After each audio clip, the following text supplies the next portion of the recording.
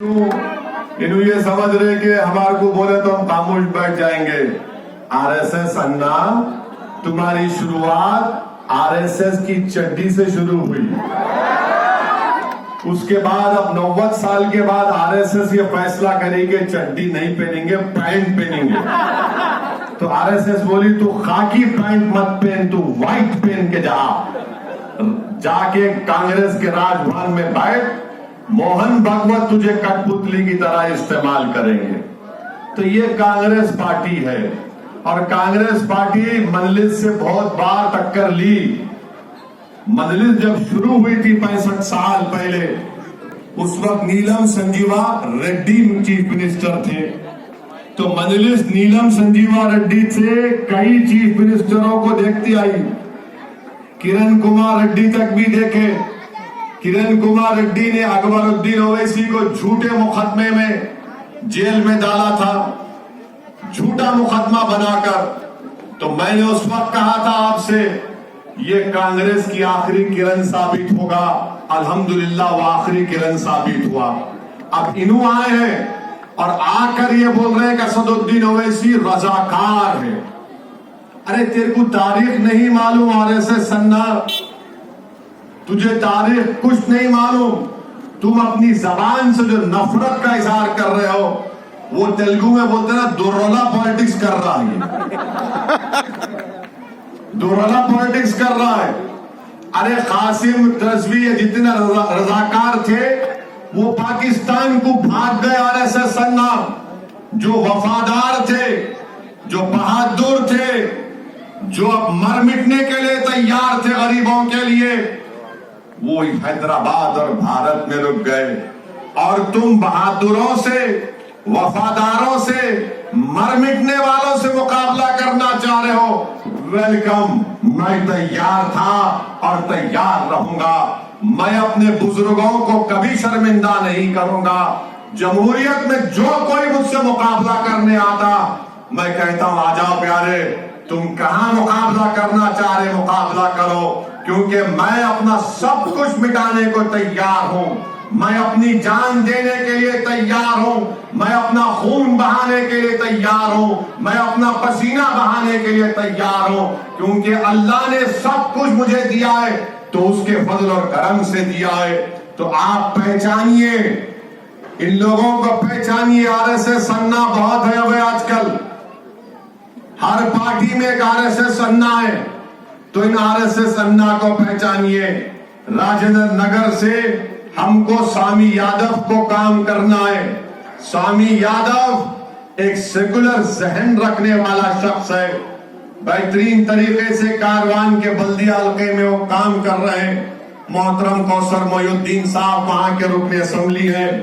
तो मेरी आप तमाम से गुजारिश है कि आप 30 नवंबर के दिन अपना एक वोट मजलिस के हक में इस्तेमाल करें।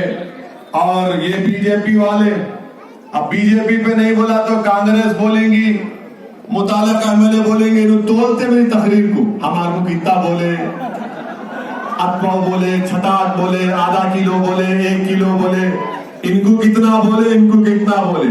तो मीडिया के लोगों को भी आजकल तोलने का शौक हो गया।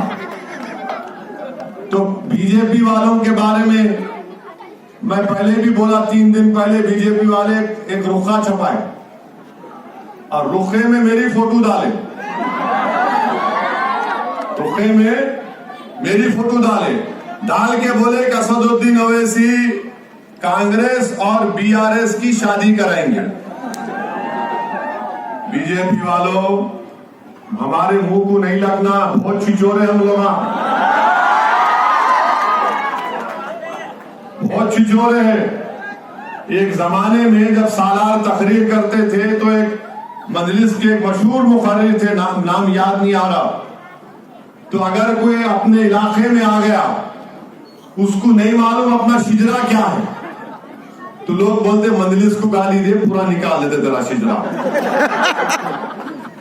तो इन्हों जो हमारी फोटो डाले और मीडिया वाले आके मेरे से पूछे क्या बोलना है इस पे। मिला क्या है, ये देखो ये लिखा है। मिला मैं काजी हूं क्या? बोले हाँ आपको काजी बना दिए। मिला पहला फैसला मेरा ये होगा बीजेपी वालों से हमारी भाभी दिल्ली में क्यों नहीं है? बोले कांग्रेस का, अरे 50 साल का हो कि अकेला कैसा है जी, उसको भी कुछ मिलना चाहिए। तो इस वास्ते मुंह को नहीं लगना हमारे, समझे ना। हम बड़ा भी खाते, छोटा भी खाते, नहीं भी खाते, मगर जबान से मुकाबला तो नहीं कर सकते हमारा। इस वास्ते नफरत है इनको। अरे जो दिल में आए वो बिलू बोलते, मुंह में आंसू। अरे बाबू तुम्हारे को कौन बोले मेरे को खासी बनाओ बोलते? आप वो हमारे को छेड़ लेते। शहद के मक्खी के पुट्ठे को जाके उंगली कर सकते, मजलिस के पीछे लगे तो बहुत मुश्किल हो जाती। और खास तौर से जो सालार के पैरों के पास बैठकर सियासत सीखा, आप आके हमारे को बोलेंगे तो आरएसएस अन्ना तुम चेपिट्टी का शेरवा है। अभी वो बोलते ना, नए फकीर को भीख की जल्द में बन रहा हूं। नहीं बनते तुम इंशाअल्लाह ताला, तुम नहीं बनेंगे इंशाअल्लाह ताला।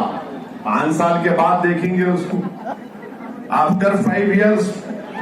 अभी तो अभी से शुरू हो गए।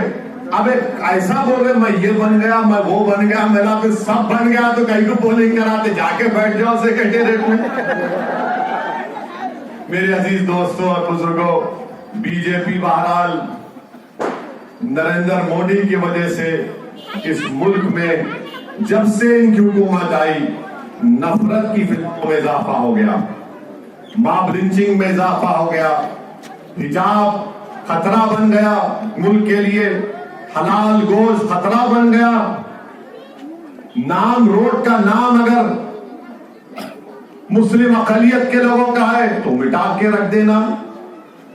धर्म संसद होते हैं तो ओपन कॉल दिया जाता है कि अस्मत रेजी कर देंगे, भूला मार देंगे। सुप्रीम कोर्ट को बोलना पड़ा उन पर केस बुक करो। मगर आप एक बात याद रखिए, 9.5 साल से हमारे शहर में फसाद नहीं हुआ, कर्फ्यू नहीं हुआ।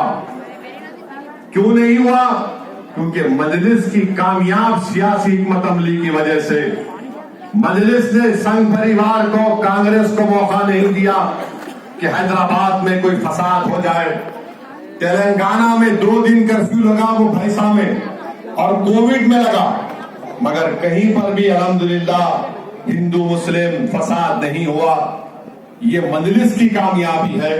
तो मेरी आप तमाम अहलियाने महल्ला और सुलेमान नगर वार्ड के जिम्मेदारों से मेरी अपील है, मुत्तहिदा एक फैसला लेकर अपने एक अकॉर्ड का सही इस्तेमाल करके राजेंद्र नगर असेंबली हल्के से मुताल्लिका रुकने असेंबली बेकार है, बेफायज है, कुछ काम नहीं करते।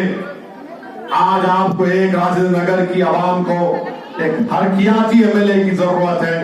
मुझे यकीन है कि अगर आप स्वामी यादव को यहाँ का रुकने असेंबली बनाएंगे, वो तमाम राजेंद्र नगर की आवाम के लिए काम करेगा और एक हिकमत अमली के तहत, एक बेहतरीन सियासी प्लानिंग के तहत हम यहाँ पर स्वामी यादव के लिए कोशिश कर रहे हैं।